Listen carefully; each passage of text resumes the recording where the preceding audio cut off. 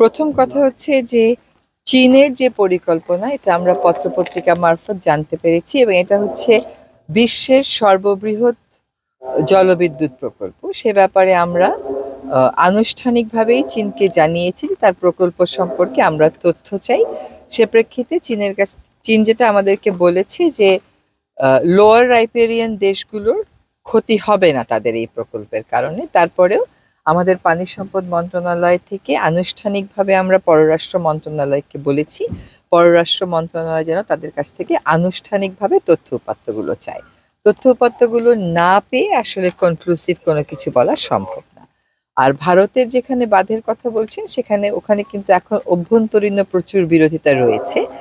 দুটো ক্ষেত্রেই আমরা কনসার্নড এই জন্য যে আমরা তো লোয়ার রাইপেরিয়ান দেশ। আমাদের যদি পানির প্রবাহ একদিকে তিস্তায় কমে গেছে, অন্যদিকে পদ্মায় কমে গেছে, এখন যদি ব্রহ্মপুত্রেও কমে যায়, আমরা নদীমাতৃক বাংলাদেশের যে ক্যারেক্টারিস্টিক্স ওটা নিয়েই একটা বড় ধরনের কম্প্রোমাইজে পড়ব। কাজে উভয় দেশের কাছ থেকেই আমরা তথ্য একটা চাওয়ার প্রক্রিয়া শুরু হয়ে গেছে, আরেকটা তথ্য চাইব এবং আমাদের স্বার্থকে অক্ষুণ্ণ রেখে যেন তারা কাজ করেন সেটা নিশ্চিত করার চেষ্টা করব। এখানে যেটা একটা নতুন মোড় সেটা হচ্ছে সবসময় বাংলাদেশ বলে ভারতকে যে আমার স্বার্থ অক্ষুণ্ণ রাখতে হবে। এবার ভারত কিন্তু চীনকে সে কথা বলতে বাধ্য হচ্ছে, কারণ ভারত ব্রহ্মপুত্রের ক্ষেত্রে লোয়ার রাইপেরিয়ান। পাশাপাশি আরেকটা জিনিস আমরা জানতে চাচ্ছি, বাংলাদেশ নদীমাতৃক দেশ, ফরিদপুর নদী গবেষণা একটি বড় প্রতিষ্ঠান, দেশের নদ নদী নাব্যতা এবং অন্যান্য বিষয় রক্ষা করা। আপনি এখানে আসছেন, কি ধরনের নির্দেশনা দিচ্ছেন যে নদীমাতৃক এই দেশের নদীর নাব্যতা রক্ষা, বালি উত্তোলন সহ অন্যান্য বিষয়গুলো? আমরা যখন নদীর কথা বলি, নদী গবেষণা ইনস্টিটিউটের কথা কেউ বলি না। আমরা নদীর কথা বললে পানি সম্পদ মন্ত্রণালয়ের কথা বলি, নদী রক্ষা কমিশনের কথা বলি, কিন্তু এখানে যে এত আধুনিক সুযোগ সুবিধা সম্পন্ন একটা গবেষণা ইনস্টিটিউট আছে এটার কথা কিন্তু সাংবাদিকেরাও তেমন আপনারা বলেন না যখন নদীর কথা বলেন। অথচ তার যে কার্যপরিধি, সেখানে যদি তাকে ঠিক মতন বরাদ্দ দেয়া হয় এবং সেই বরাদ্দ সে ইউটিলাইজ করে, অনেক ভালো ভালো কাজ কিন্তু আমরা নিজেদের সক্ষমতা দিয়েই করে ফেলতে পারি। আজকে কয়েকটা নির্দেশনা, একটা হচ্ছে যেমন ধর একটা গবেষণা প্রতিষ্ঠান, তার গবেষণার জন্য টাকা হচ্ছে 84 লাখ।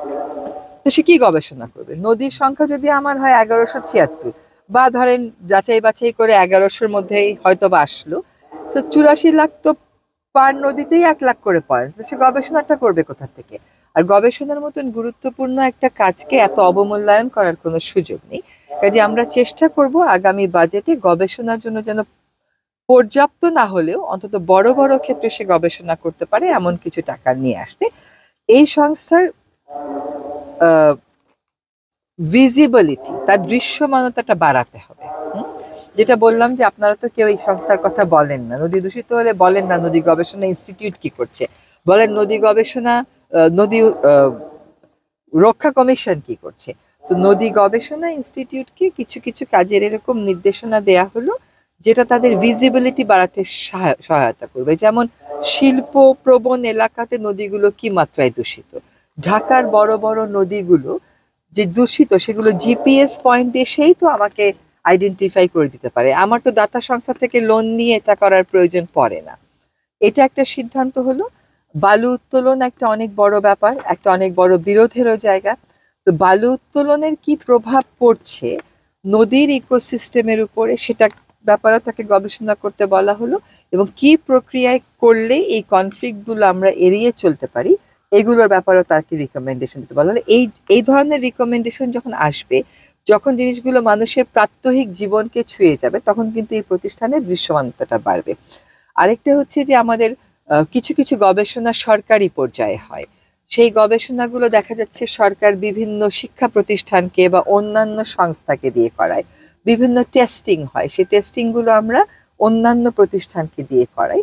তো আমরা আজকে একটা সিদ্ধান্ত নিলাম যে যেখানে নদী গবেষণা ইনস্টিটিউটের সক্ষমতা আছে সেখানে নদী গবেষণা ইনস্টিটিউটকে দিয়েই করাতে হবে এবং সেটা সরকারি যেই সংস্থায় যাকে চুক্তি দেখ না কেন সেই চুক্তিপত্রে এই কথাটা লেখা